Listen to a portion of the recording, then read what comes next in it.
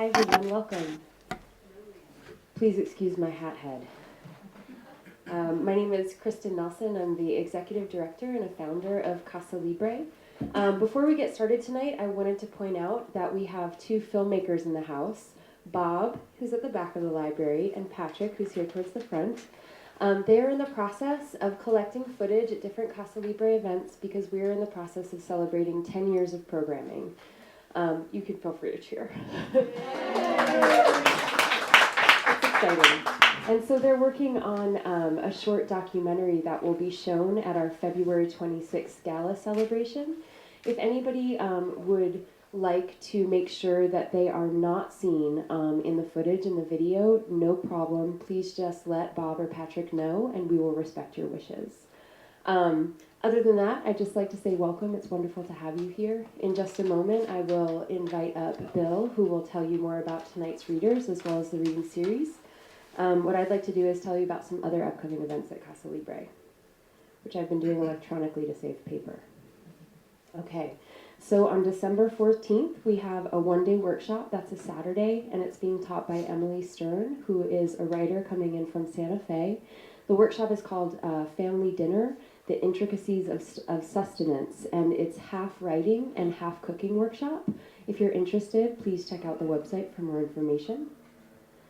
We also have on the 11th of December, which is next Wednesday, an Edge reading. That's our series curated by Melissa Buckheit for newer and emerging writers. And then right before our winter closure, on the 13th, which is a Friday the 13th, we have a reading called Great Poems Spoken, and it's going to be classic mystical poems that are read aloud by local writers. So please join us. Casa Libre will be closed from December 15th, reopening on January 15th to celebrate winter holidays. If you have any other questions about Casa Libre, please feel free to talk to me tonight. Send me an email, give me a call. And if you'd like to hear about other upcoming events, please give us your email address in the guest book, and I'm happy to add you to our list. So once again, thank you so much for coming, and if you would please help me to welcome Bill Wetzel.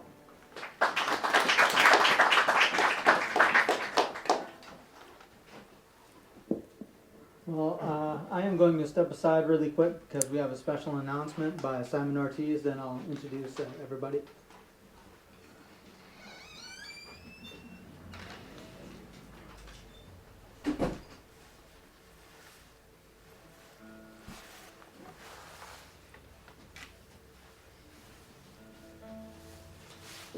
Thank you, and good evening.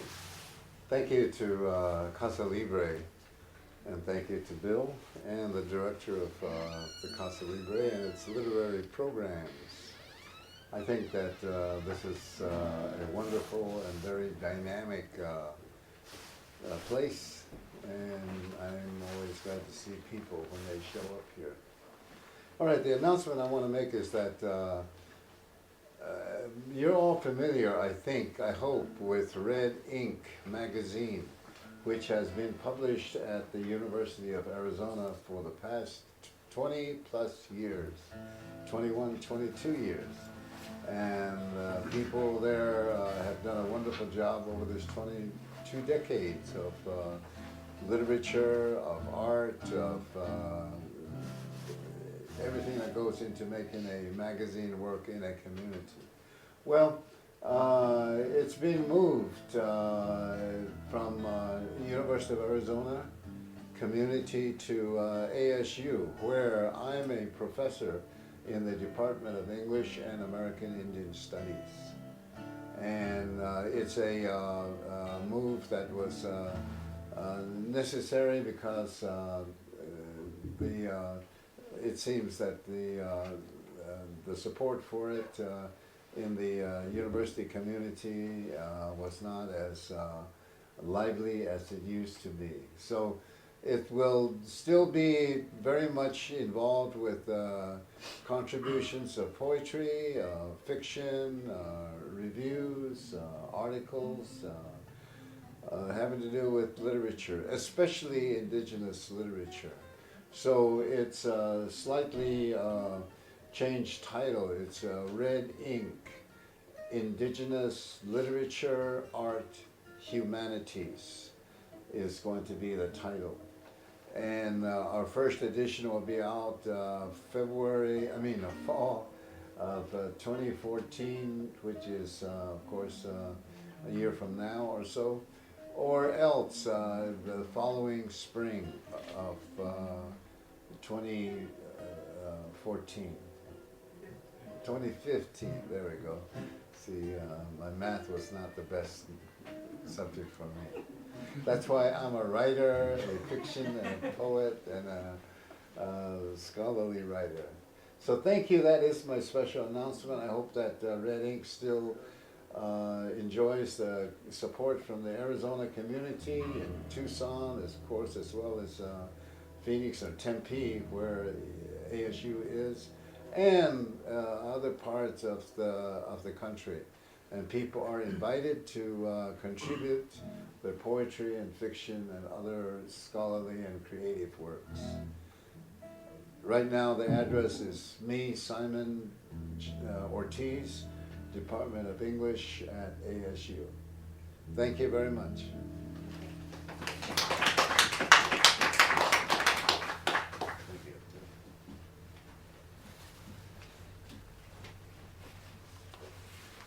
Thank you, Simon. Red Ink Magazine is actually just kind of special to me, is where a couple of my first publications was in. And I know, like, DG Nanik Akpik, who read here the other week, her first publication ever was in Red Ink Magazine as well. And she just won an American Book Award, so not a bad place to start out. I am Bill Wetzel. I'm a member of the Blackfeet tribe.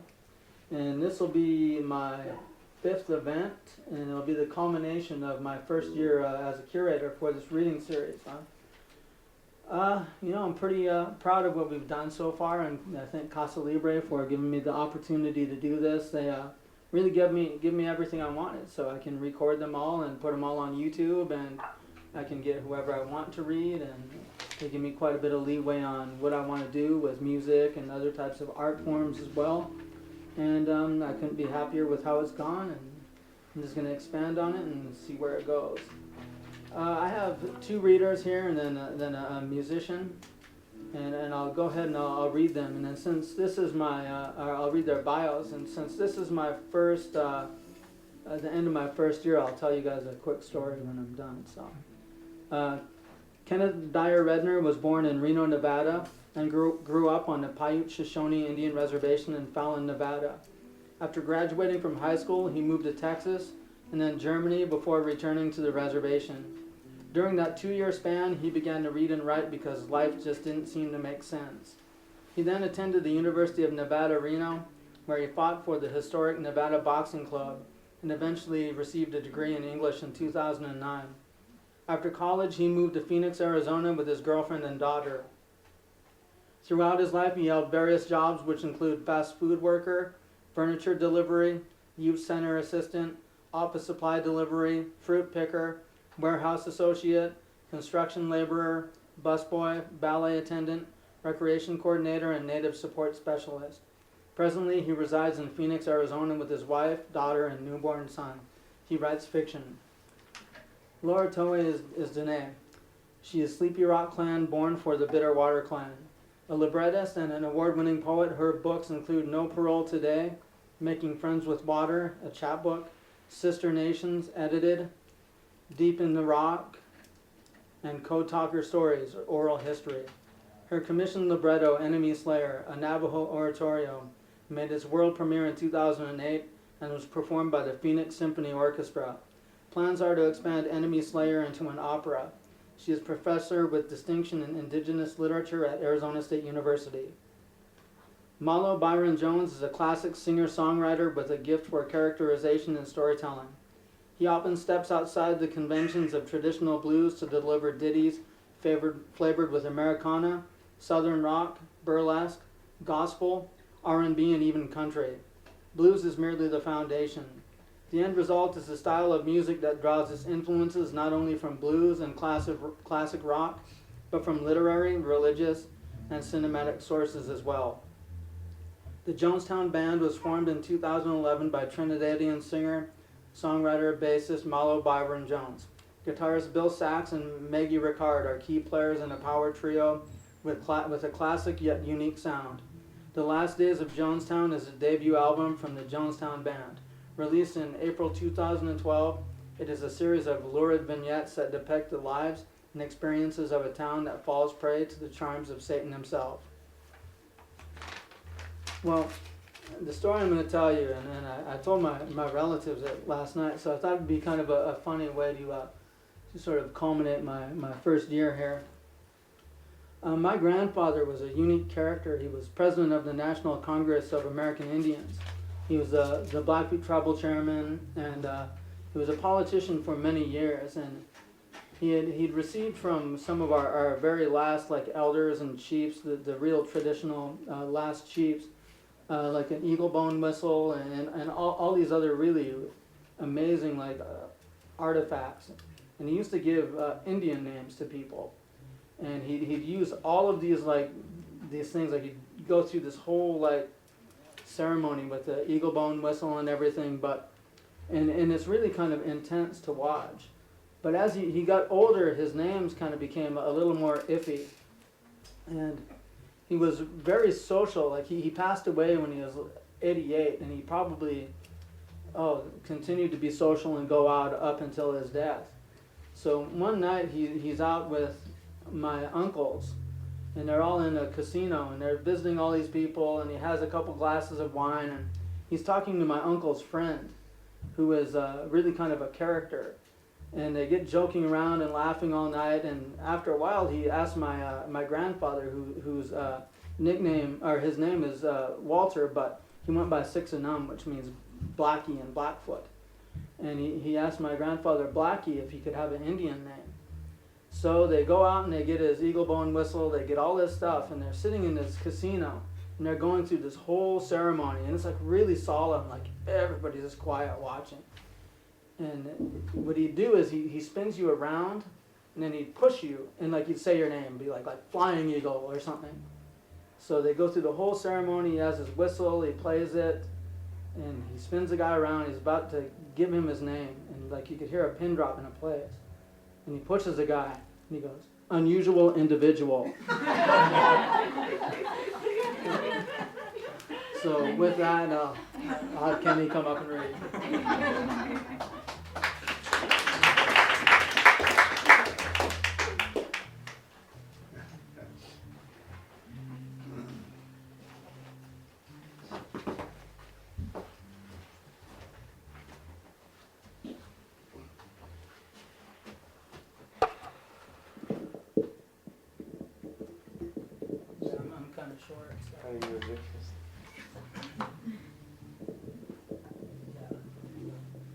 There we go.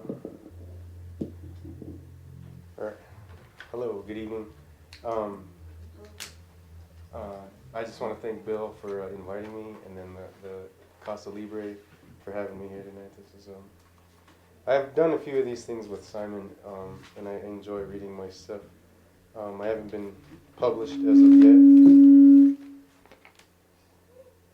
Don't move. I haven't been published as of yet, but I do have a pirate folder that holds my stuff.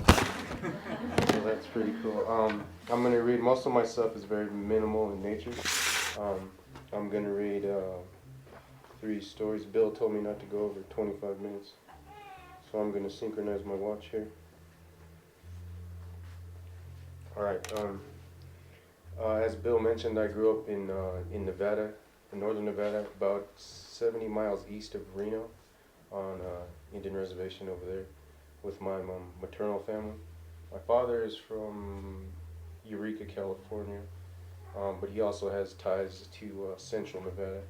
So this is a story that I wrote about being a teenager and growing up and sort of coming of age. It's called Fight or Flight. I was 14. I spent the night at my cousin's house. He's only 5 days younger than me. He's short and dark, half Navajo, half Paiute. But he wrestled since 7, and he was always pulling that shit on me because I didn't know how to wrestle. He would put me in headlocks, pin me to the ground, and hold me there. It was frustrating because I was much bigger and more athletic. He was a real dickhead sometimes, and despite his stature, he was pretty strong too. But in middle school, I joined the wrestling team. 1 year of freestyle wrestling and 1 season on the 8th grade team at 135 pounds. Anyway, as I was at my cousin's house and we got into this talk about who we would fight and who we wouldn't fight.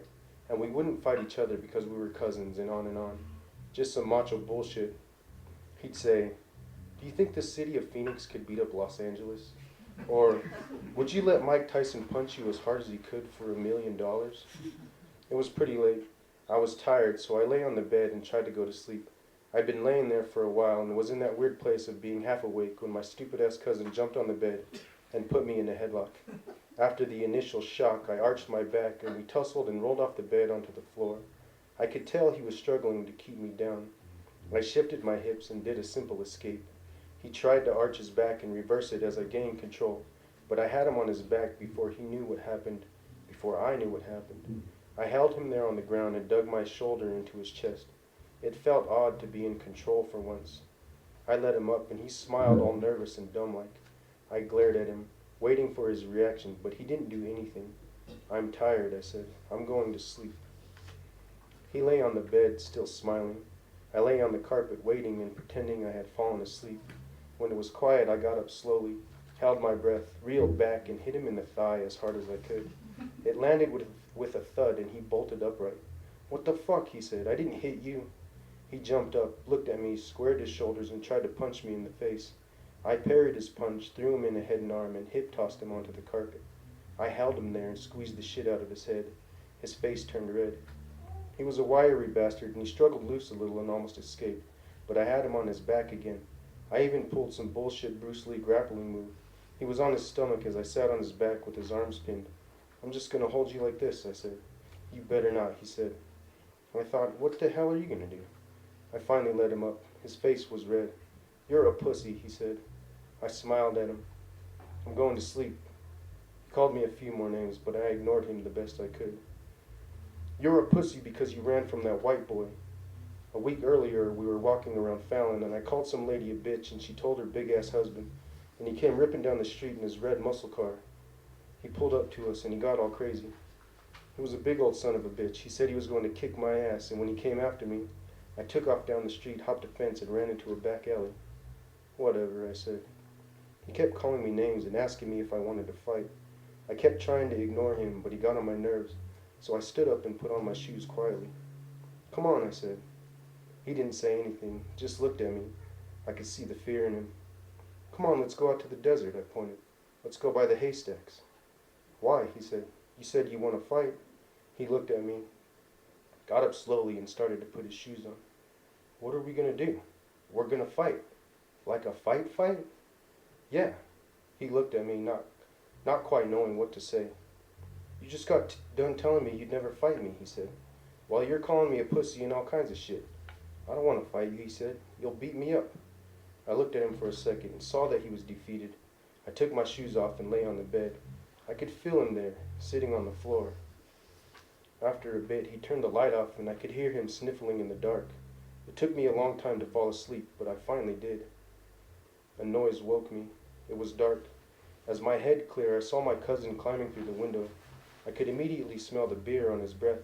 He was still crying. I sat up. "What are you doing?" He looked at me, held up a beer in his right hand. Coors, his grandpa's beer. I sat on the edge of the bed. "You smell," I said. I left the room, went to the bathroom, and came back with some mouthwash. I gave it to him. He took it and started taking great gulps, swallowing it down.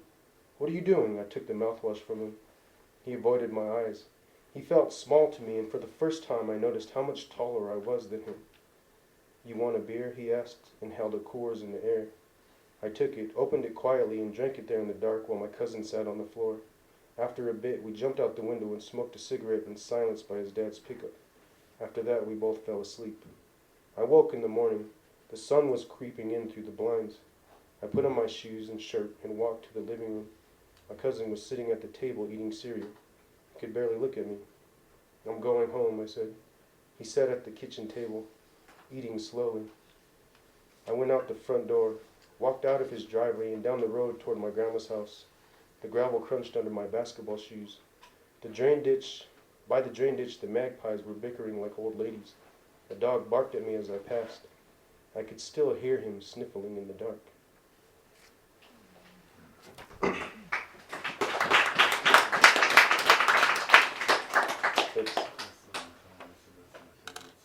So, as Bill also said in my biography, I spent some time in Germany, and I've been writing a little vignettes about my time over there. And this is one of them. It's called "The Hills and Valleys of Africa." I was 20, stupid and insecure, but I thought I was cool, real cool. I read books at my job as a youth assistant at the Mannheim Youth Services on the Benjamin Franklin U.S. Army Base in Mannheim, Germany. At night, I would stay up late and write poetry. I watched cartoons, played basketball, lifted weights, and stared out of windows. This one weekend at work, there was a dance that I was supposed to supervise, so I got off work late. It was a Friday, near midnight when I started to walk home. I heard the thump-thump of music and saw lights across the baseball field. It was the club that I had to walk by to get to our apartment provided by the U.S. Army. My wife was in the Army. She was in Kaiserslautern playing in a basketball tournament. She took my daughter with her because I had to work. I decided to walk by the club to see if any girls were standing by the front door. I was married but young and unhappy. I put my hands in my pockets as I walked along the frozen grass, feeling it crunch beneath my shoes. Germany is much colder than the Indian reservation where I'm from. As I came close to the front door of the club, there was a group of girls. 2 were sitting on a bench and the other 2 were standing. I stood there and looked at this one girl. They all looked at me but didn't seem to care. They were talking amongst themselves when the girl I was looking at turned to face me. "Do you know what time it is?" she said. "No, I don't wear a watch." I showed her my bare wrist. "Oh," she said, looking away. "Does it cost money to get in this club?" I was just trying to keep the conversation going. It was a stupid question, and I was nervous. "Yeah," she said. I told her I didn't have any money. She didn't seem to care. I told her my wife was in Kaiserslautern with my daughter, and I was just going home from work. She smiled and told me they were waiting for one of her friends. She looked at me. I grew more nervous. "What are you?" she said. "I'm Indian, Native American." I never met a Native American before. I reached out and shook her hand. "Red," I said. "My name's Red." "Haven," she said. I liked the feel of her hand. It was smooth, delicate. "Are you German?" I asked. "No, I'm from Africa." "Well, my mom's from Germany, but I grew up in Africa." I smiled. I never met an African before. I could hear the thump-thump of music, drums, an Indian and an African. We stood there. I didn't know what to say. I took our silence to mean that she was through talking to me. "Well," I said, "I guess I'd better go home." I turned to walk away. "Wait, you're not going to come in?" I liked her accent, something different, something far away. "I don't have any money," I said. "I could pay for you. How much does it cost to get in?" She turned to her friend and spoke in a language that was neither English nor German. €5, she said. Oh, I stood cemented there. "You could come in and have a few drinks," she said. "I should," I nodded, trying to convince myself. The girl they were waiting for showed up and passed in a hurry. She looked frustrated. They talked in hushed voices. The girl sitting on the bench stood up. Haven looked at me. I looked back. She was wearing a tight tan coat that hung down past her knees. Her skin was golden brown with light brown hair to match. She was much lighter skinned than I imagined an African to be. She had white teeth and soft hands. Haven turned to talk to one of her friends. She took off the coat and handed it to her. I looked at her body. She was wearing a tight-fitting white blouse and blue jeans. I thought of Africa, imagined hills and valleys. She walked up close to me. I saw goosebumps on her skin. She rubbed her arms. I blew my breath out to see the steam rise above my head. "Well," I said, "I better let you go. I have to get something out of the car. Do you want to walk with me?" "Yeah," I said. I would have offered her my coat, but I wanted to watch her walk a little bit. We reached the car in the parking lot, and I stayed a half step behind her. She opened the door and reached inside the car. She never said what she was getting, and I didn't care to ask. She shut the door and stood by the car, facing me, but not looking at me. She hugged herself and rubbed her arms. "Are you cold?" I asked. "Do you want to use my coat?" I took it off before she could answer. "No," she said, "you'll get cold." "I'm fine." I shrugged and handed her the coat. "Are you sure?" "Yeah." She draped the coat around her shoulders. She was looking off in the distance. I don't really want to go to this club, she said. My friends wanted to go. She smiled and laughed. I'm a little tipsy. I thought about asking her if she wanted to come over. Then I thought of my wife and daughter. Are you going to come in, she asked. I don't have any money. I patted my empty pockets. You could go to the ATM. I'll wait for you inside. I thought about it. Okay, I said. Okay, she said. Yeah, I'll be back. We'll have a few drinks and we'll dance. It'll be fun. She smiled. She gave me my coat back. We hugged. She held my hand as we released and let it slip out of her hand the way lovers do as they hug and leave. I walked in the cold to the ATM, took out 20 euros and walked back to the club. I thought about my wife again. Then I pushed her out of my head, paid, and went inside. I looked for Haven, but didn't see her anywhere. It was smoky inside. The music was too loud. There were too many people. I sat at the bar and ordered a beer. I kept looking for Haven from my seat, but didn't see her. She was lost somewhere in all those people. I finished my beer and ordered another. I bummed a cigarette from the guy sitting next to me. It had to be near 1 in the morning now, or perhaps later. I didn't care. I smoked the cigarette slowly. The nicotine rolled inside my head. I felt my body relax in that floating sensation. I looked at the people on the dance floor. I was too self-conscious to dance. I smoked the cigarette and drank my beer. When I was finished, I ordered another and drank it in a few gulps. I stood up and asked the guy next to me for another cigarette. He was too drunk to care. I decided I would leave. I was growing irritated with all the people and the noise. I lit the cigarette and walked out of the club. I walked across the baseball field, then up the stairs on the overpass. I stood there smoking and watching the cars on the Autobahn. I watched the smoke leave my body and rise into the air, mixing with my breath. I walked to our apartment, up the 3 flights of stairs, and unlocked the door. I walked in the bedroom, opened the curtain, looked down at the parked cars. They looked clean under the streetlights. My wife and daughter would be back Sunday night. I hated my wife. I loved my daughter. I wanted to be in Africa.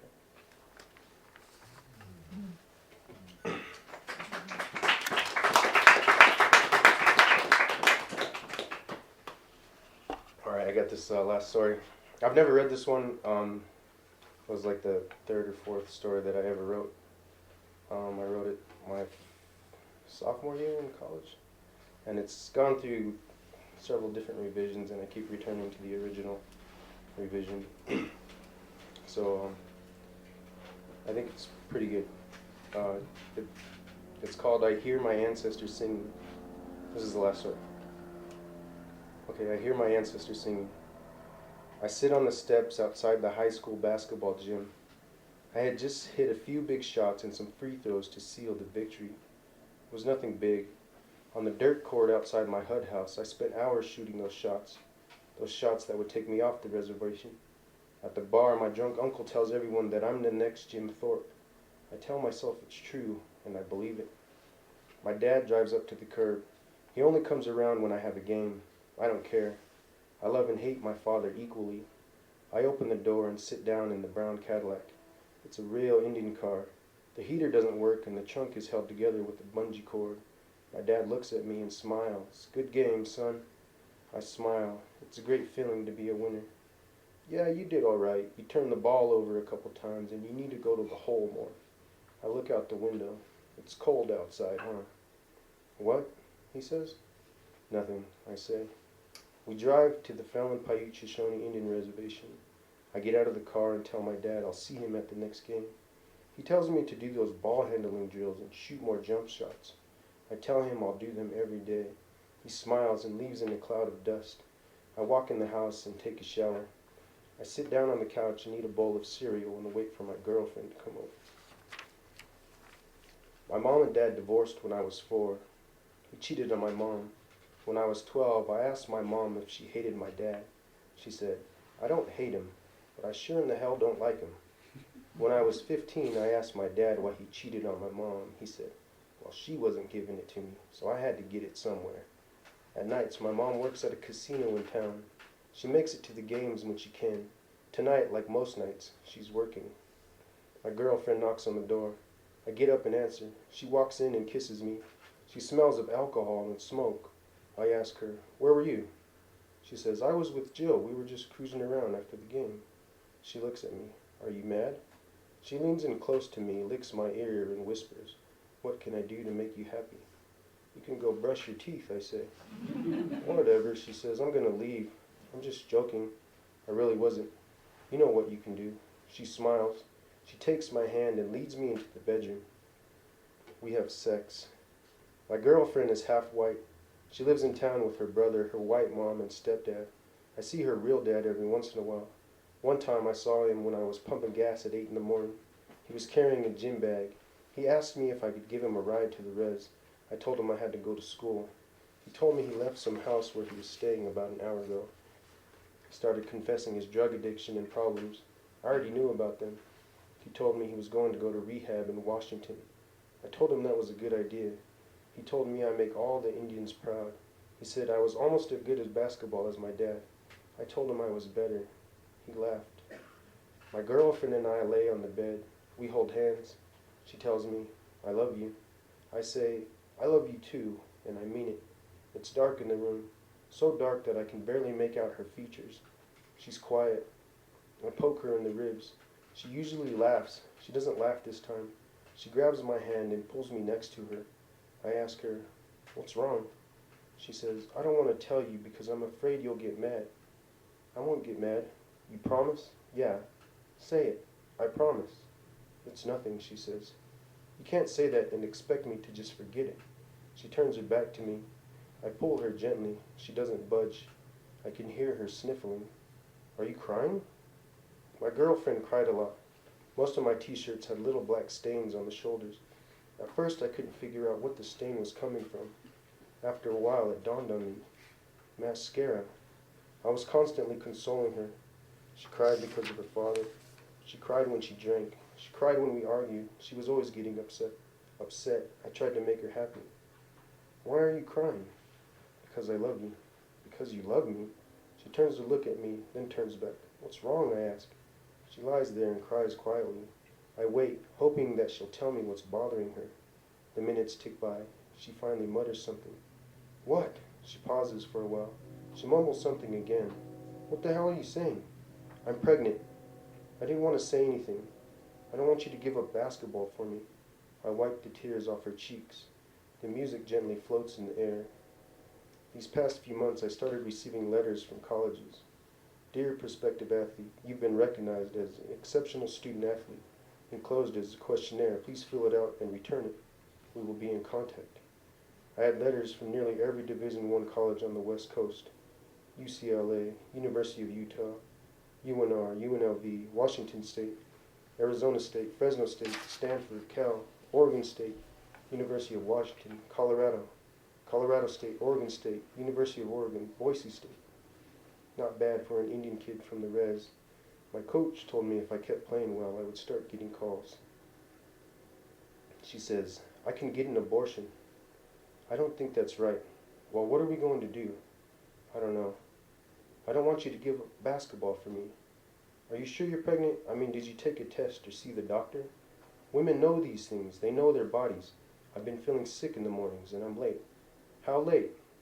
"You don't believe me? I wouldn't just say something like this." She starts to cry again. "I knew you were going to get mad." "I'm not mad." "I am mad. I'm mad at myself." She says, "Push on my stomach." "What?" "Push on my stomach." "No, why?" She rolls on her back, reaches for my face.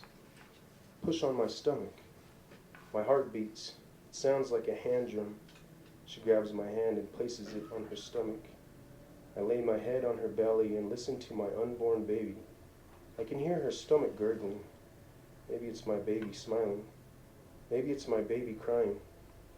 Maybe it's my baby struggling to live, struggling to get away. Push on my stomach. I begin to cry. I listen for something, anything. I wait. I kiss her stomach. I whisper, "I'm sorry." I sit up and push on her stomach with all my weight. She watches me. I push on her stomach. She cries. I push on her stomach. I cry. I push on her stomach. I turn my back to her and sit on the edge of the bed. "What are you thinking?" she asks. "Nothing," I say. "You can't think of nothing." "I can." "How?" "It's easy." How? I don't know. I look at my hands, try to make out the shape of them now that things have become so dark. I don't want to talk about it, I say. I don't want to talk to you right now. She says, you can be very mean sometimes. Yes, I say, and put my hands down. Can't we all? I could feel my heart beating. It sounds like a hand drum. It sounds like singing. She says, do you love me? Do you love me like you used to? I stand up and look at her for the first time. Maybe, I say, maybe not.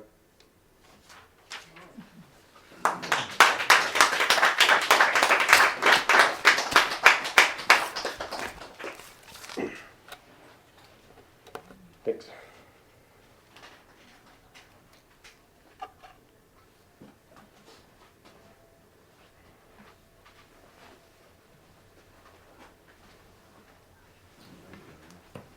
Good evening, everyone. Nice to see you. Nice to be in Tucson. I'm going to put this down a little bit. Can you hear me okay? Yeah, Laura Tohe and she said I have different put the cheatney bushes chin. John, I Tucson don't touch a shade on my 8 days, excuse me, dash another. Says Anna will yet that I see Nasha. Shema a Laura Florence will yet there, Shaja a Benson Tohe will yet there. A World War II brought Nasba Kotak and Ring there. At Arizona State University, the Banashnish, Professor Nishla, Chiajnaki. A Koto a Asanishla. Good evening, everyone. I am Sleepy Rock People Clan, born for the Bitterwater Clan. My maternal grandfather clan are the Sun Clan people from Laguna Pueblo, and my paternal grandfather clan are the Coyote Pass people. Both of my parents have passed on. My father was a code talker during World War II, and I have 2 sons, and I teach at Arizona State in the English department. Simon is one of my colleagues, so it's good to be here, and I'm glad that you invited me, Bill. Thank you for that. And to Casa Libre, too, for holding this event and celebrating books and poetry and stories, and it's good to see the younger generations of writers up and coming, and to hear your stories and to be here as part of this celebration. I'm happy to be here. I wrote a book, actually it's a oral history book called Code Talker Stories. I interviewed 20 of the last Navajo code talkers. Mostly they were living on the reservation in Arizona and New Mexico, and some had married Pueblo women, so I went to Laguna and San Juan Pueblo too. And so I interviewed them and asked them about their life as a code talker.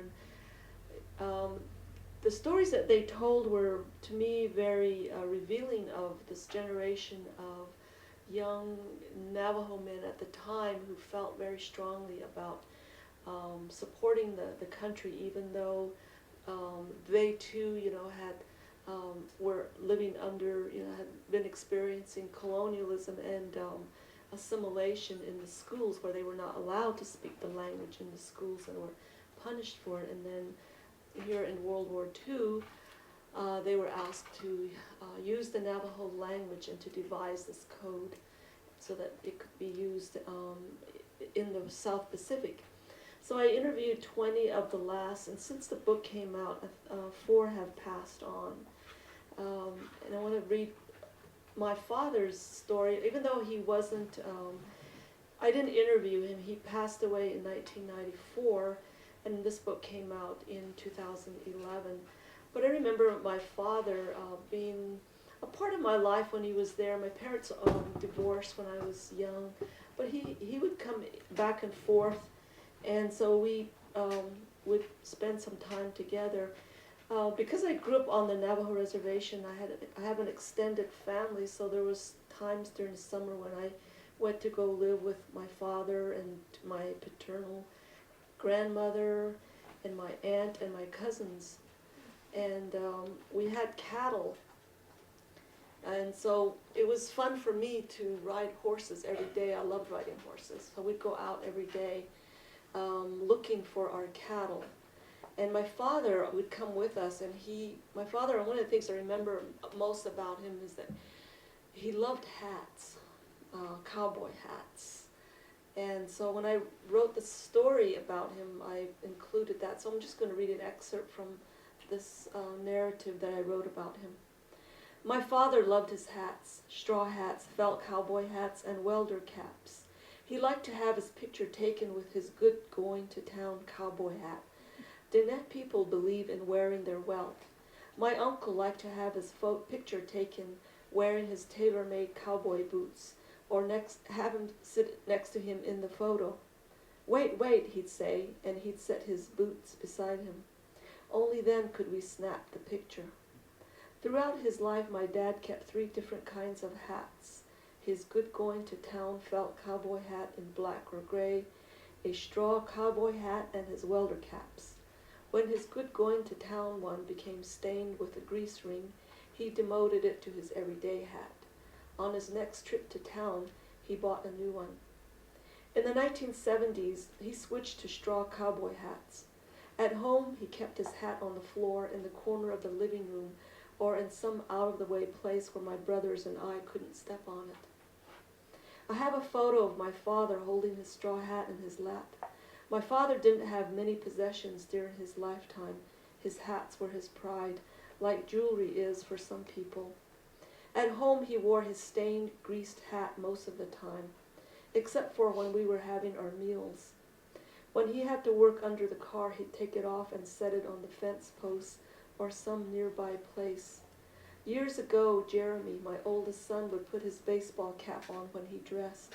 One morning when my mother was visiting, he walked into the kitchen wearing his baseball cap.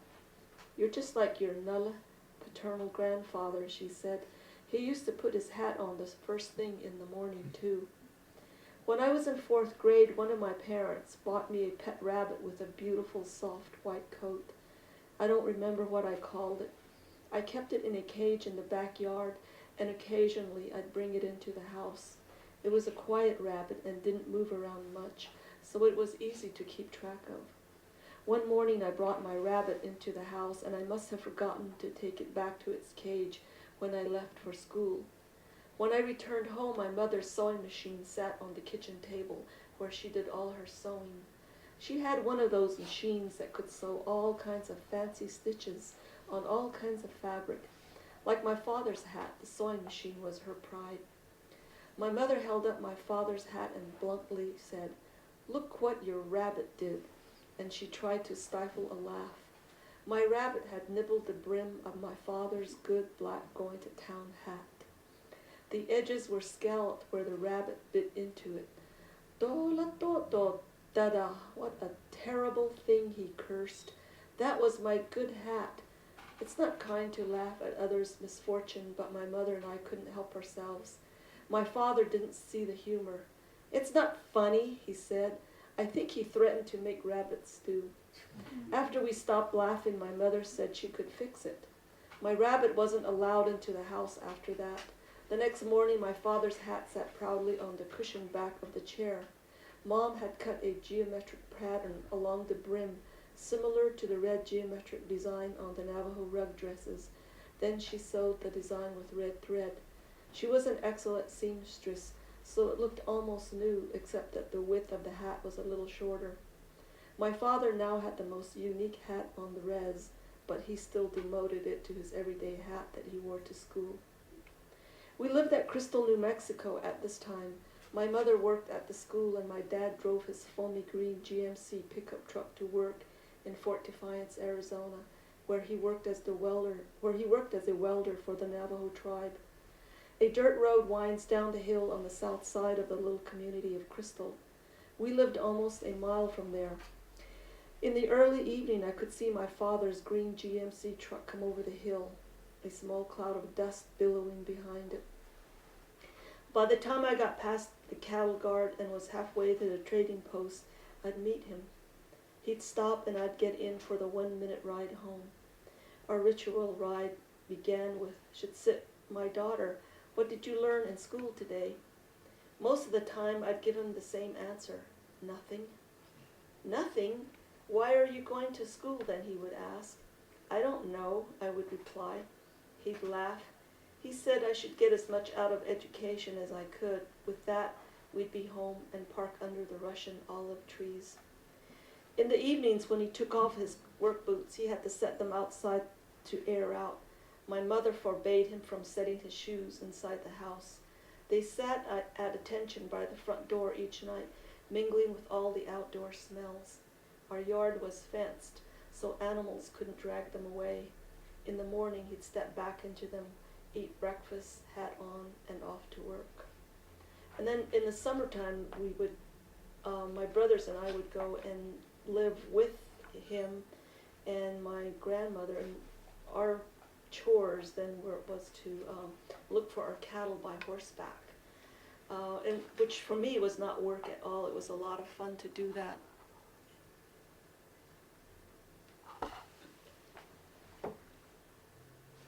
During the summers, my brothers and I occasionally stayed with our father and extended family, who owned a herd of cattle and horses. Since the herd belonged to the entire family, everyone had the responsibility to take care of them. This meant riding on horseback to round up the cows for branding, vaccinations, and whatever else was needed in the summer months. I was happy to get out of doing domestic chores and to saddle up for our cattle. In the morning, my Nella Glenn packed our lunches, a tortilla sandwich with peanut butter and jelly, or a tortilla and spam sandwich. My cousin and I made Kool-Aid and poured it into our thermos jug. It was an all-day trip in the hot summer, and a hat was essential. On the wall of the hogan hung my father's welder's caps, a blue one with white polka dots, left over from his welder days. Since I didn't have a hat, my father said I should wear one of his. I chose the red one. I liked wearing it and what it represented. I was 14 and happy with my adult responsibility to ride horseback all day to round up our family's cattle. My cousin Winifred, who had been groomed by her mother Ethel, my dad's sister, to care for the cattle, wore my father's navy blue hat. She was a few years younger than me and knew our family's brands and even some of the cows by their spots and markings. My father wore his everyday gray cowboy hat. After loading our packs with lunch, Kool-Aid, and water, we rode away for the day. Some days we rode to the south, other days to the west and north. Once we rode west to the little community of Mexican Springs. My cousin and I were happy to come upon the trading post where we bought a candy bar. My father didn't like sweets, so my cousin and I shared the treat before heading down the long hill eastward toward home. By the time we crossed Highway 666, the afternoon sun was dropping into the western horizon. We had found a few of our cattle that we herded home slowly. My aunt would keep an eye out for us. When we reached the old windmill and she saw the little dust cloud behind the horses, she told my girl cousins to begin the evening meal in time for our arrival. We were tired, hot, and happy to be almost home. My father rode a little farther behind us, like he was guarding our backs. The saddle creaked under me as the horses stepped over sagebrush and the holes of the prairie dog homes. Then I heard my father singing. I glanced back at him. He wore his everyday hat. He was singing in Navajo, singing us home with a riding song.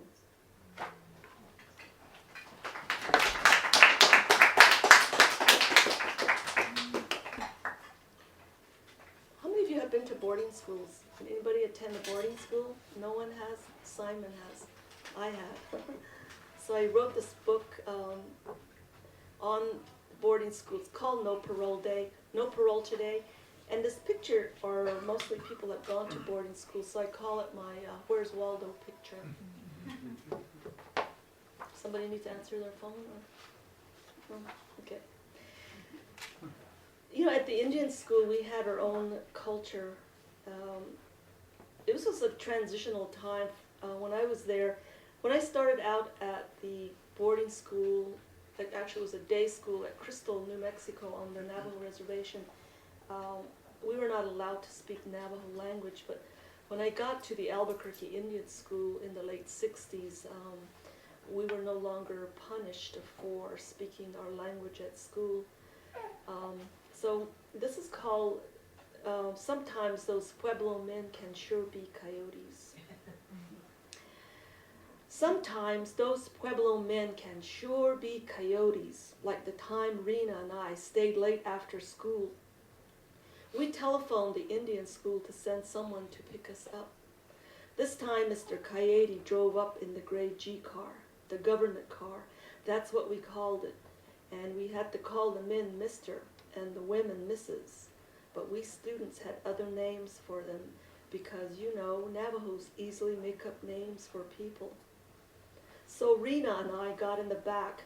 We were secretly pleased because we had the best looking Pueblo man chauffeuring us.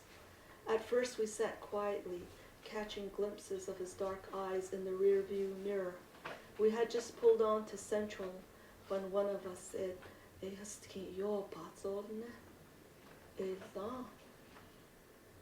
this man is very handsome. I agree.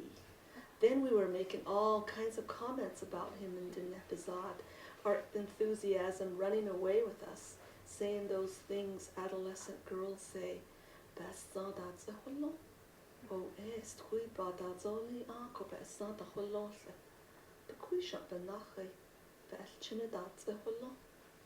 I wonder if he's married. Of course, these handsome men always have a woman. How old do you think he is? Do you think he has children? And on and on. We did this all the way back to the Indian school, not ever thinking he might understand us until we got back. He said, "Thank you, girls." As we have stumbled out of the car, our homework dropping on the sidewalk, that was the time a Pueblo coyote chauffeured us in the G car. I think there were some tribes that knew, you know, many languages. I had an uncle that knew Navajo and English and Spanish because of, you know, they were around other people. You know, I think they worked for the railroad, and so they learned other languages, and there was some intermarriage too, and I think that's how they picked up the language.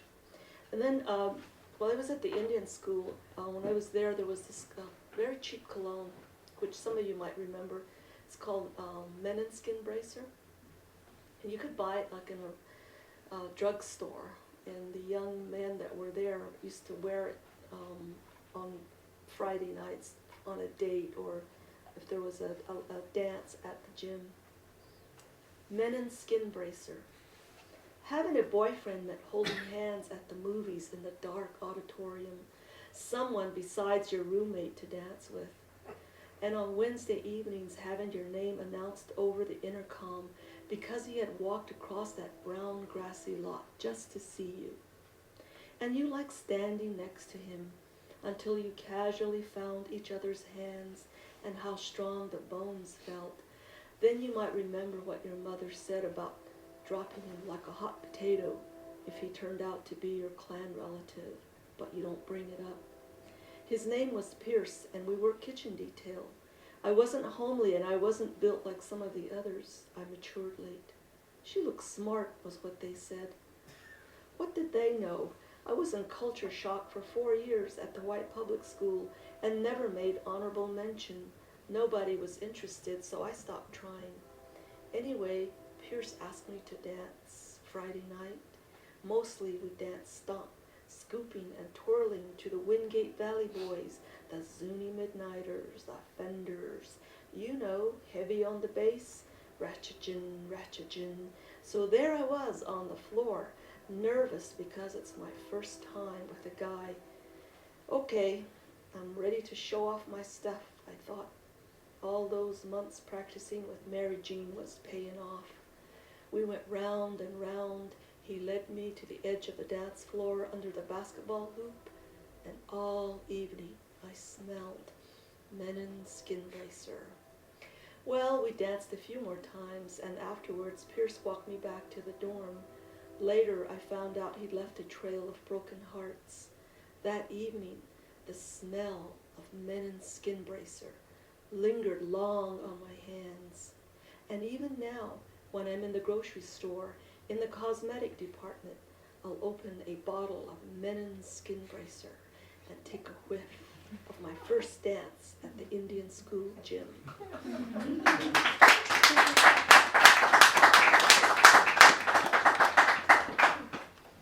That was, I think, the subculture that Native students made when they went to the Indian school. Those groups, the Vizuni Midnighters, the Wingate Valley Boys, were the earliest Native bands on the reservation, and they were very popular. All over the reservation they would play, like on the weekends and at the chapter houses. I wanted to read this poem called Little Sister. It's actually I wrote it for Frank Lemire. I wrote this when I was living in Omaha, Nebraska. There was a young woman who had been found.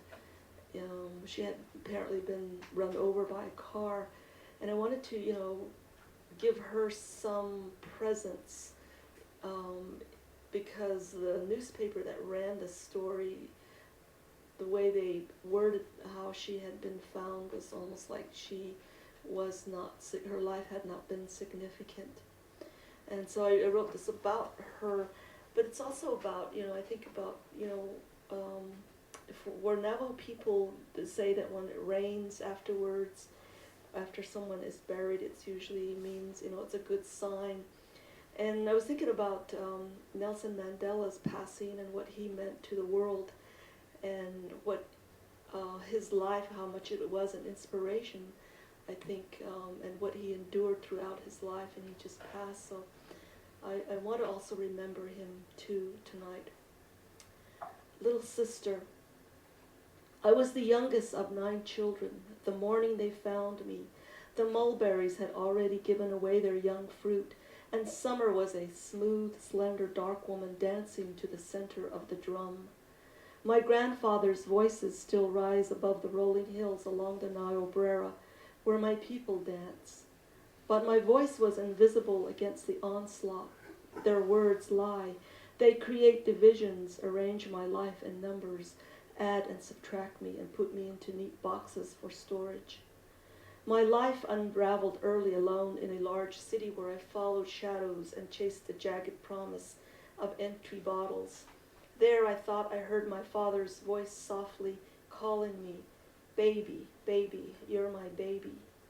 When my mother first unwrapped me a newborn present, a young heartbeat to strengthen the drum. In the blossoming light, the earth goes on gathering the dripping fruit of mulberries in her outstretched arms along the Niobrara. In the season of gathering mulberries, I danced the fury of buffalo and dreamed the slender dark woman, and my brother singing, singing in the voice of praise. Little sister, tasted her life again in the spiraling dance of thunder beams and buffalo, and was borne away in the thunder clouds and the rain that fell and fell afterwards.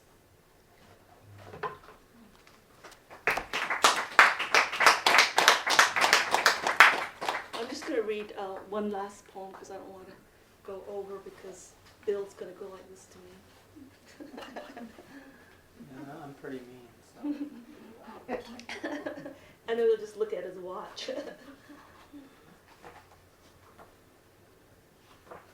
This book is about the place on the Navajo reservation called Tséyi, but on the maps you'll see it as Canyon de Chelly. It's a photograph and poetry book. The photographs are by Stephen Strom, who lives south of here. He's also an astronomer and a photographer. We worked together one summer and part of the fall putting this book together. And so the photos are by him of the canyon. You'll see that if you look at this book. And I wrote the text for it. This is called Many Horses. The day you arrived on your turquoise horse, I was already riding my rainbow horse, as we were promised beautiful horses to carry us into this world. On this rain-blessed earth, you will pause at Oshkai to sing Zilbijit Yishal, I am approaching the mountain. Zilbakat hasha, I am ascending the mountain. Zilbakat nasha, I am walking on the mountain. Zilbato adasha, I am descending the mountain. Zilbatajit datisha, I am leaving the mountain. I wait for you at the mouth of deep within the rock. You arrive wearing the scent of sage and this mountain song pouring from the cup of your heart, the way the Diné spiraled into this world protected with a song. I recognize you by your sweet song and your horse. We urge our horses on, tracks embedded in the sand. Thank you.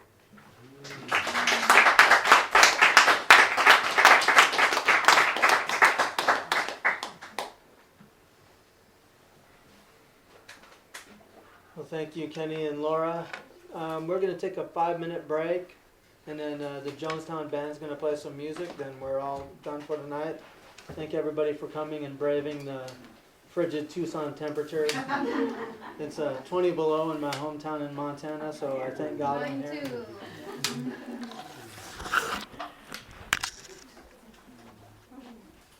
Song. This one's called Songbird.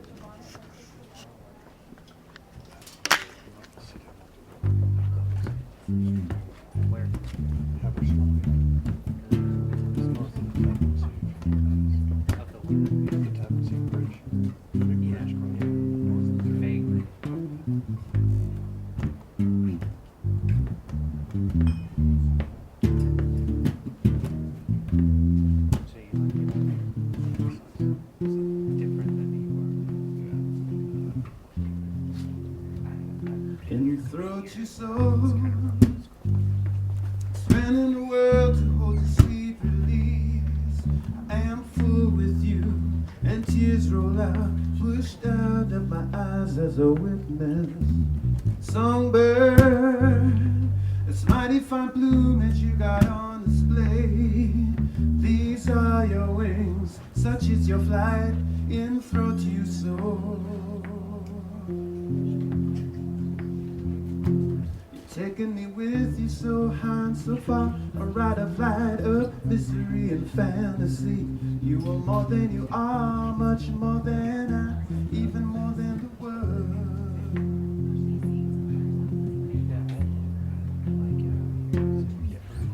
Songbird, your voice is the catalyst for alchemy. No science can explain your sweet, sweet refrain. From whence came the sorcery?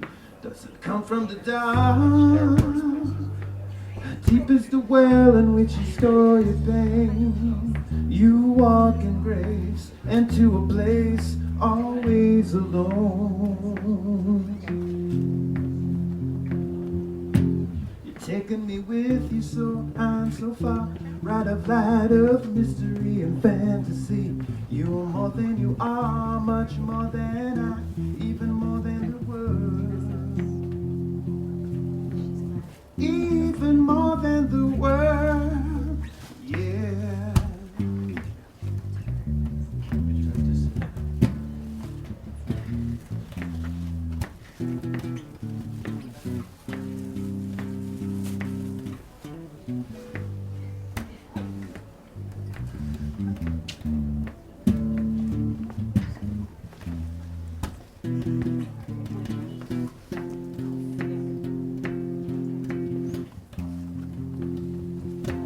Taking me with you so high and so far, a ride of light of mystery and fantasy.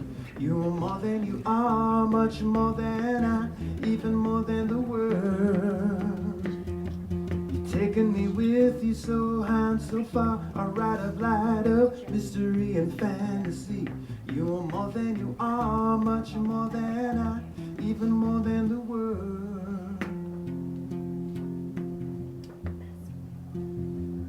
In throat you soar, expanding the world to hold your sweet release. I am full with you, and tears roll out, pushed out of my eyes as I witness.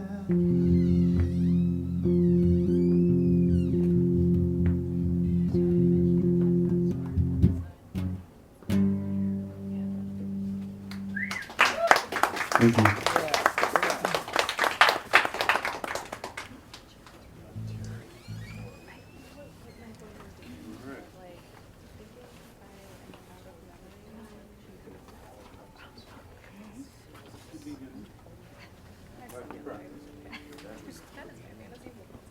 Oh, that's just even, it's the same thing, but different words.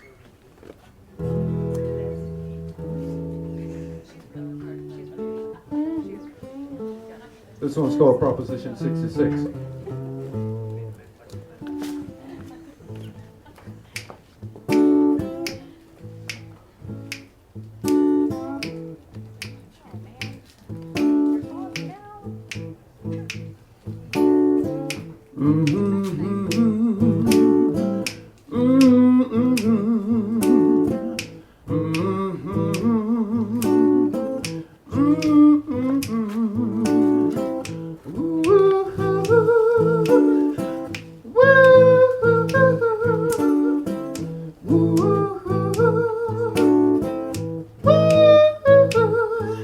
When I came into this world,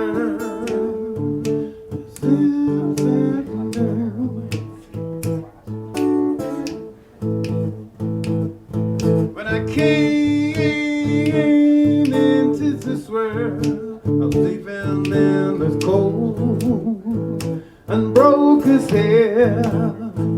But when they put me in the coffin, baby, I'll be wearing a suit of gold. I guarantee it. Oh, when they put me in that coffin, pretty baby, I'll be wearing a suit of gold.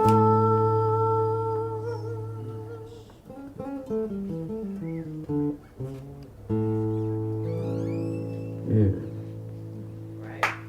Thank you.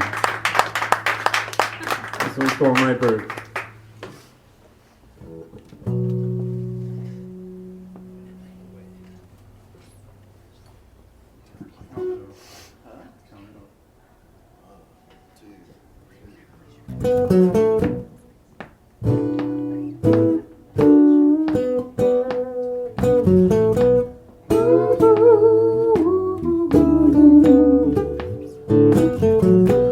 Late in the evening, early in the morning, we're off in the distance, low and wretched moan. It's that bird flying over.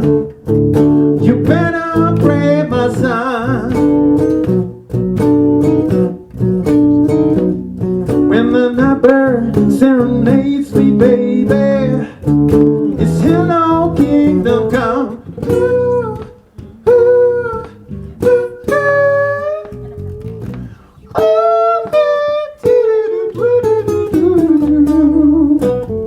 Some say it's the devil, he be dressed up like a bird. But some say it's Jesus, yeah, bringing mercy to tortured soul. All the Jonestown says it's true. When the night bird serenades you, baby, they say it's the end of you, and you too, and you, and you, and you.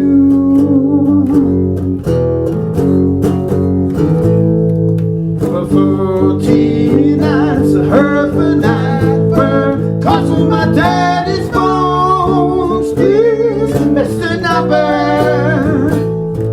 For 14 nights I could not shine a light on my soul. For 14 nights the night bird will not leave my daddy's side. Please, Mr. Night Bird.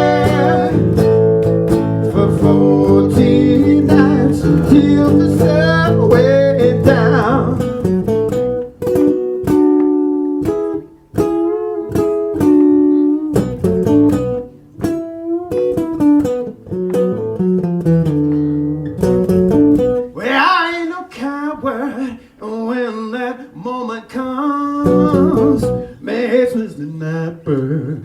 Don't you keep me waiting long.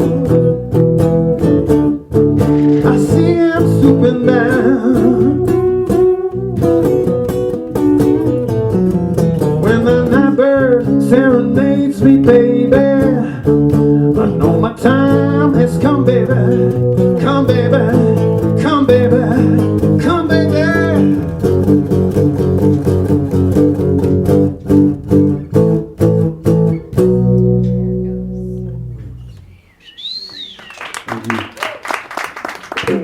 Sorry about the flashes.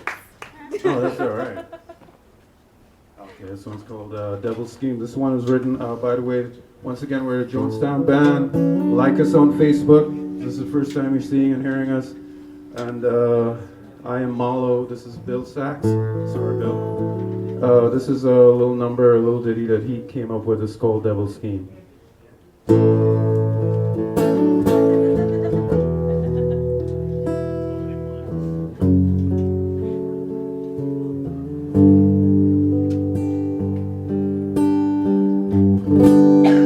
I saw a man at the side of the road as I drove through Sonoran sands. He was dressed in black, and I could tell that he was a man of the word. So I asked him, sir, hey, do you need a ride? And he fixed me with his eyes. When the silence broke, the brother took a smoke. He said, son, much obliged. My name is William Brown. I'm a preacher man, a prodigal son. I had a life and standing until a young girl dragged me down. She was at the age of knowledge, the kind of knowledge that makes men weak. Yeah, now I'm fixed with the triple six, and I'm caught in the devil's scheme. Yes, I'm caught in the devil's scheme.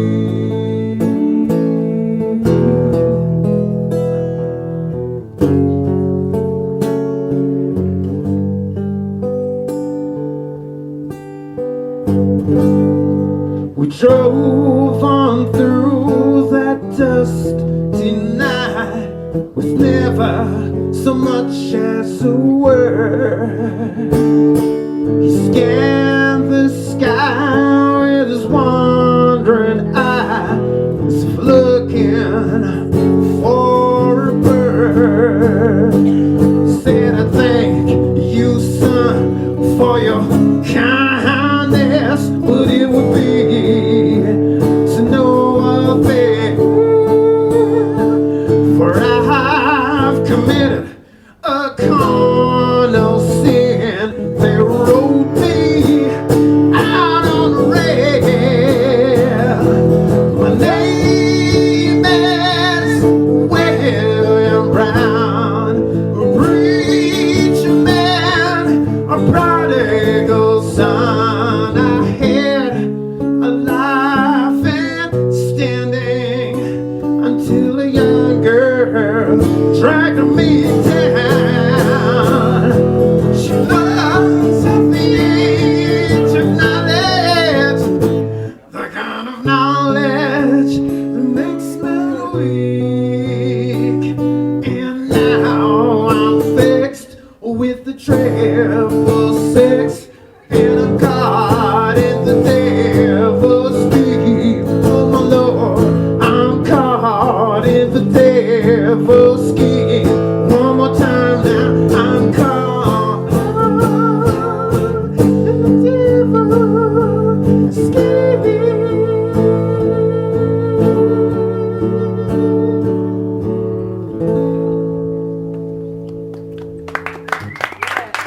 Thank you.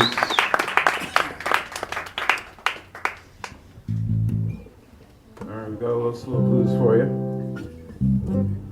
This is another one written by Bill. How are y'all feeling tonight? Just checking in. Nice. And this is literally some blues in the evening for you.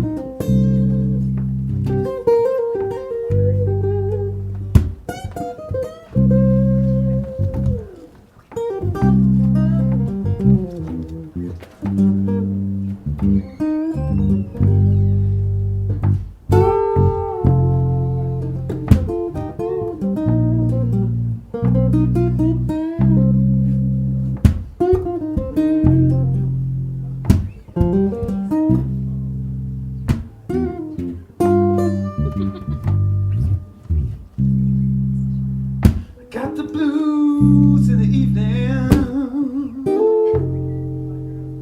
round about sundown.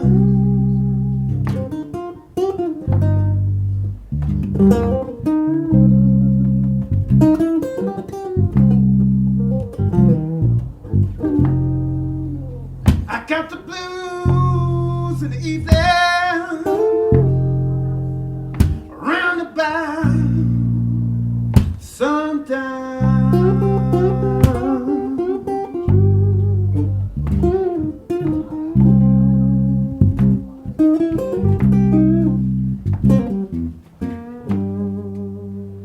I've been searching for my pretty baby, yeah. She ain't nowhere to be found. Oh no, oh no.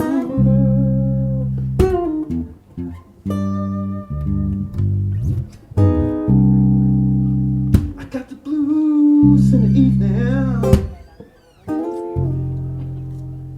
even though I wake up feeling fine,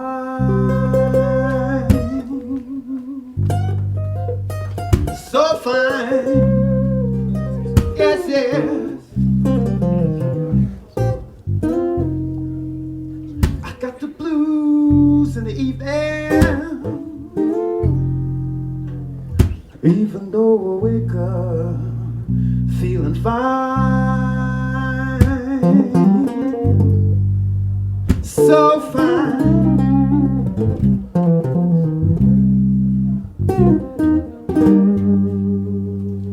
I've been dancing with Mr. Brownstone, yeah. He taught me to shuck and jive, shuck and jive, shuck and jive. Take it away, Bill.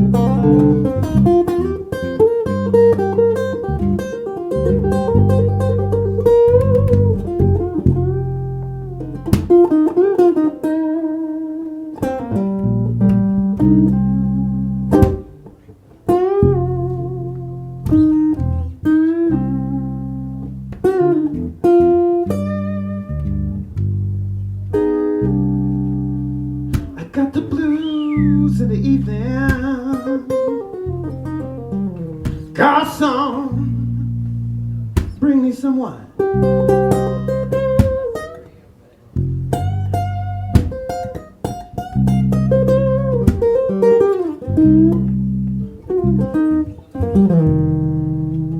I got the blues in the evening. Garçon, bring me some wine. Some wine.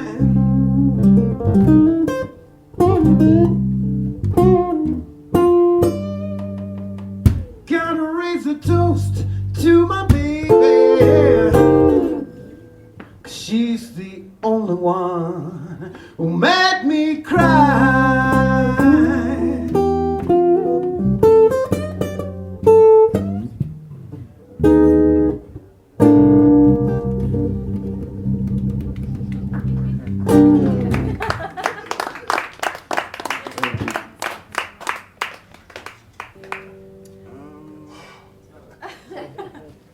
Should do lines you didn't forgot to add reckoning. Should we do reckoning?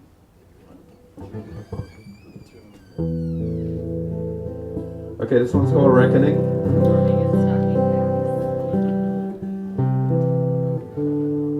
I wrote this one many years ago. This is actually my second stint in Tucson. Those of you who do not know me or the band, I'm actually from Trinidad and Tobago, all the way in the Caribbean. And I'm a grad student at the U of A. And during my first stint in Tucson, I was at a friend's house, and one night I heard coyotes for the first time.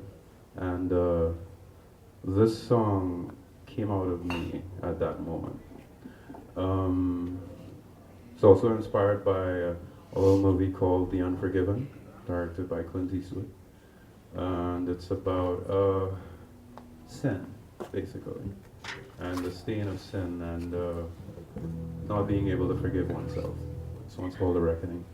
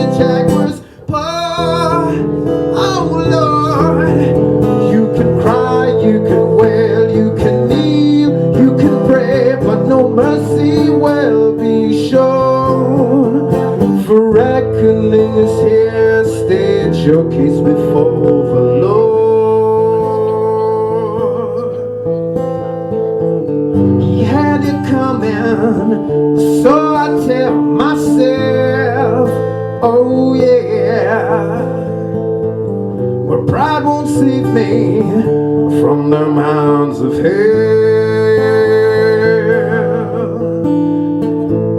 'Cause in these times of cowboy justice, somebody has to fall. In these times of cowboy justice, Peter will pay for Paul.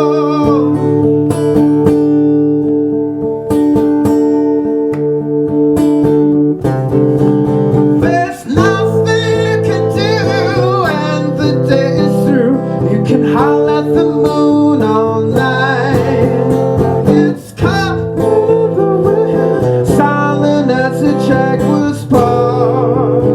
Oh Lord, you can cry, you can wail, you can kneel, you can pray. Ain't no mercy will be shown. For reckoning is here. State your case before the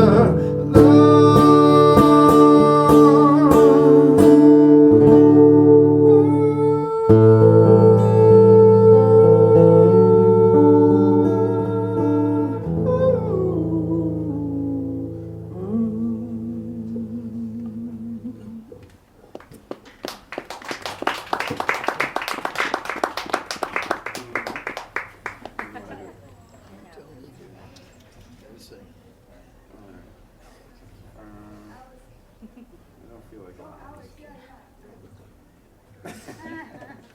Let's try your last little group.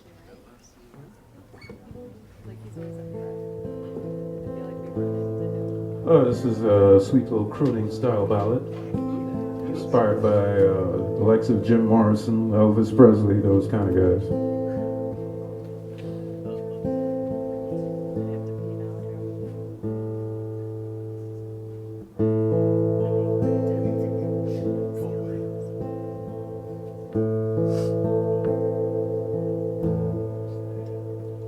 You're lost, little girl. Hey, what have you done, little girl? What was it worth, little girl, to see the world burn, little girl? Oh, oh, oh. You're lost, little girl.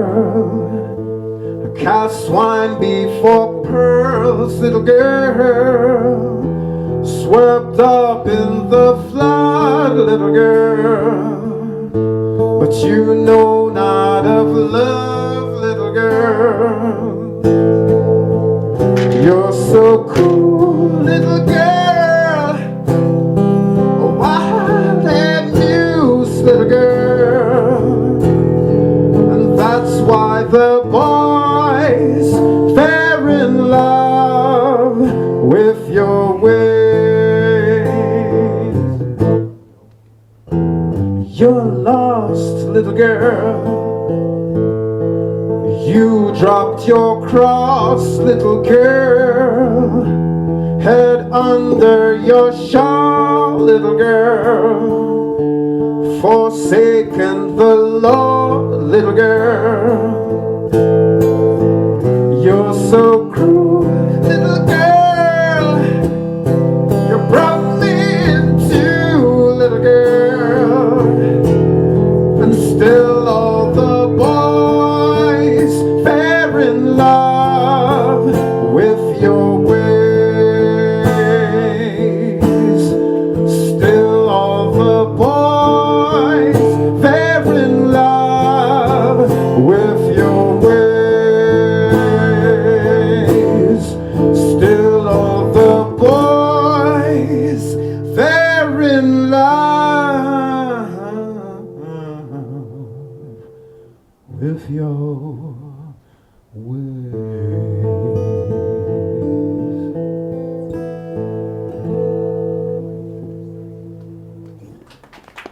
Thank you.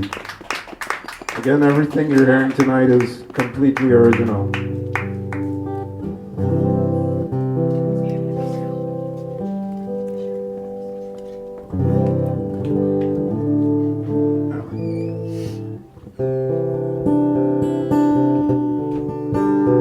one's called Hammer.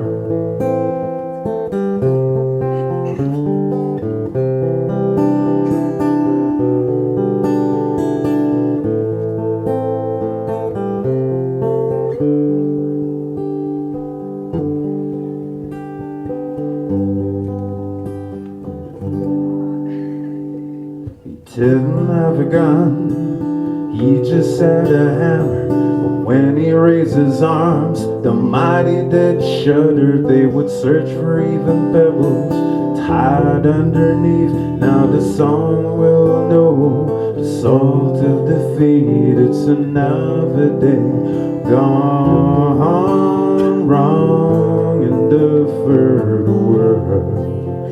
It's another day gone wrong in the third world.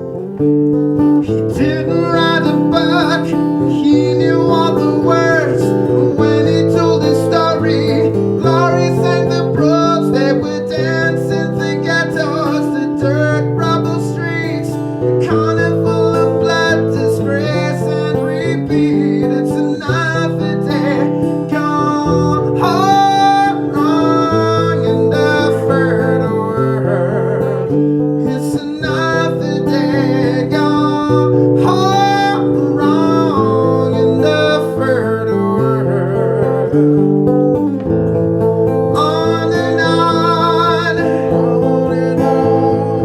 nothing ever seems to change.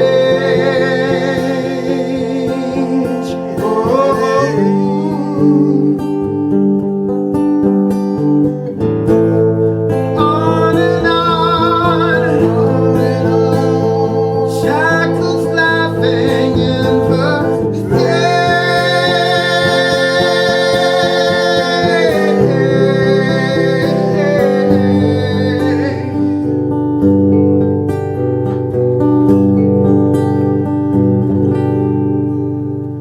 maximum leader is thrown up in the sky.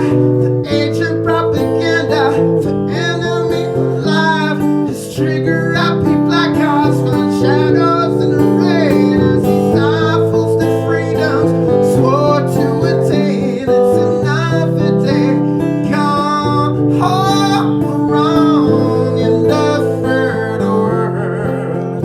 It's another day gone wrong in the third world.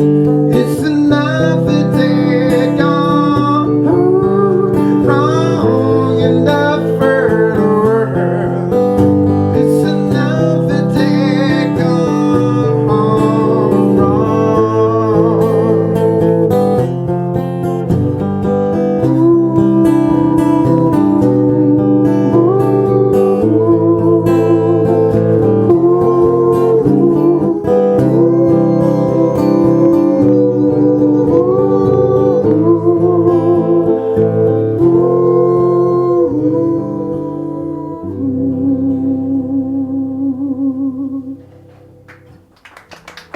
Thank you.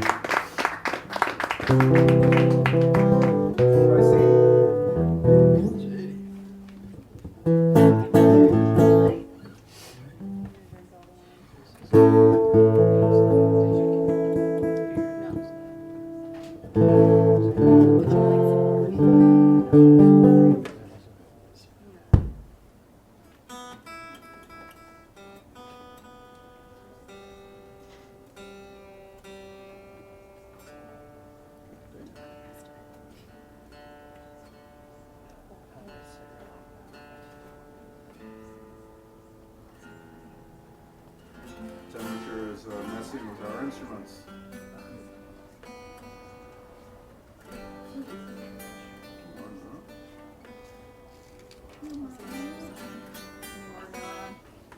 You know.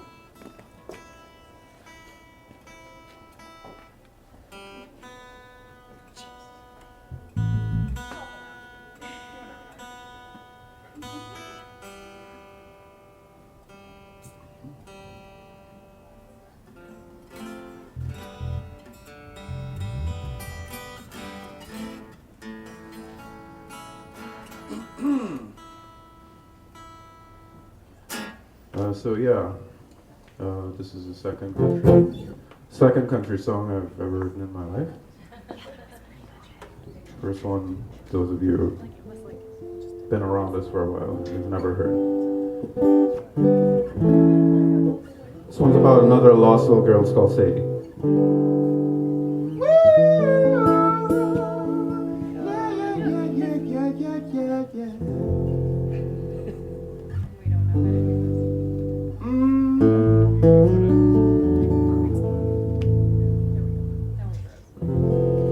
Where did you go, my city?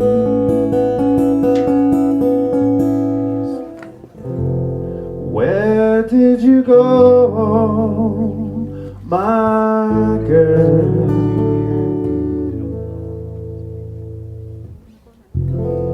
Where did you go, my city? 'Cause I can't seem to find you. Where did you go, my girl?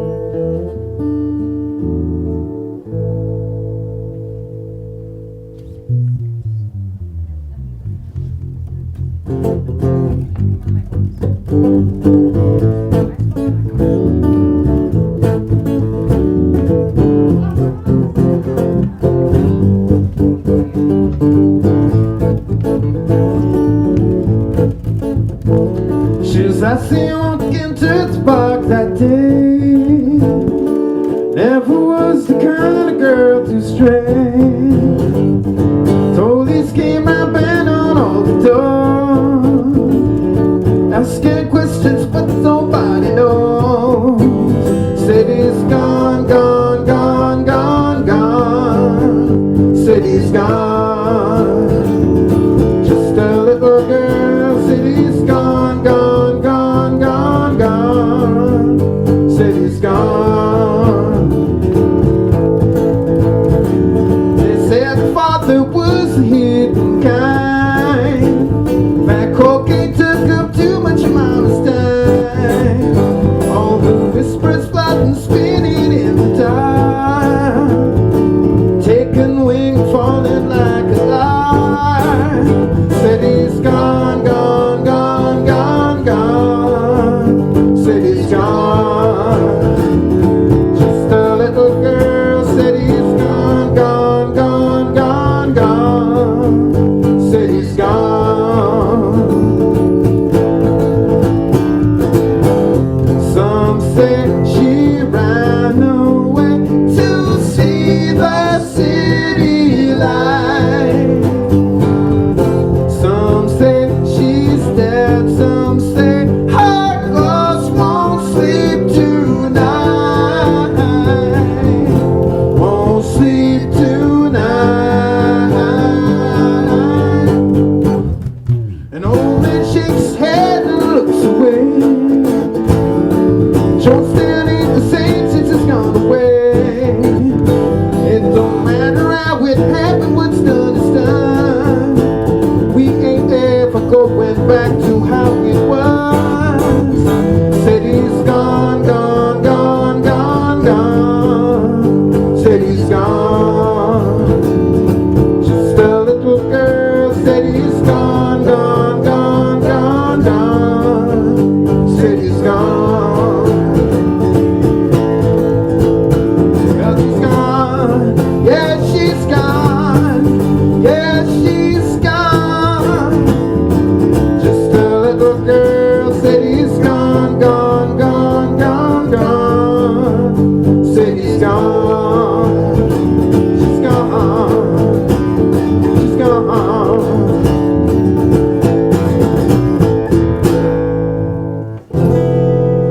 Where did you go, my city?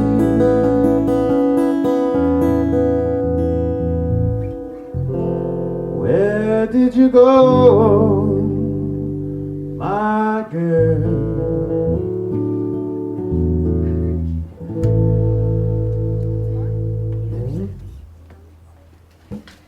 Thank you.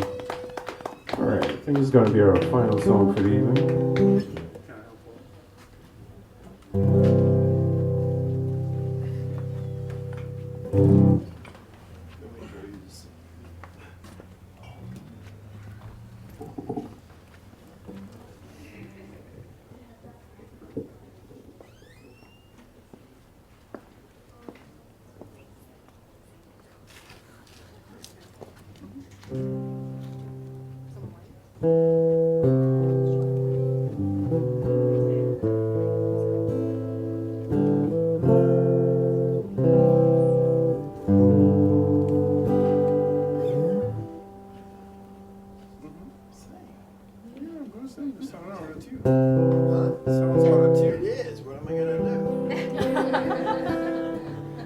Cranky guitar.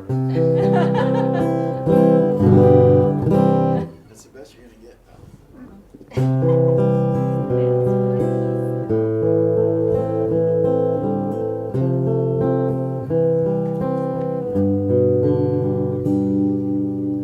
Wise man say only fools rush in,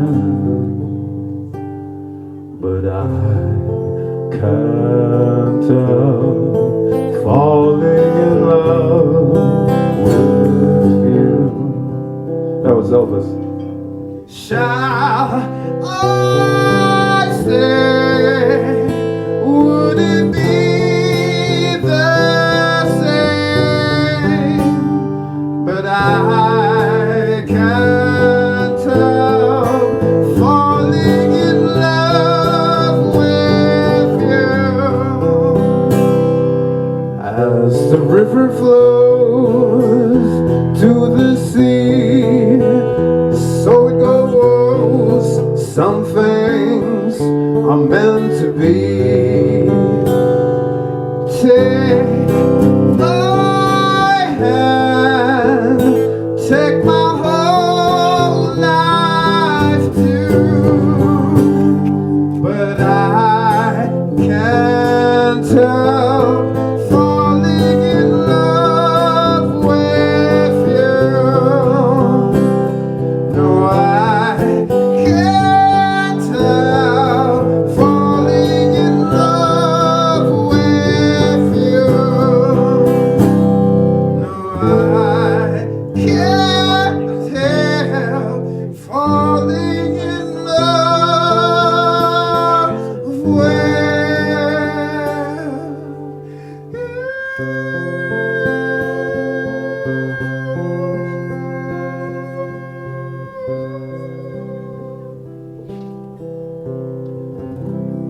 Thank you and good night. We are the Jonestown Band. Like us on Facebook.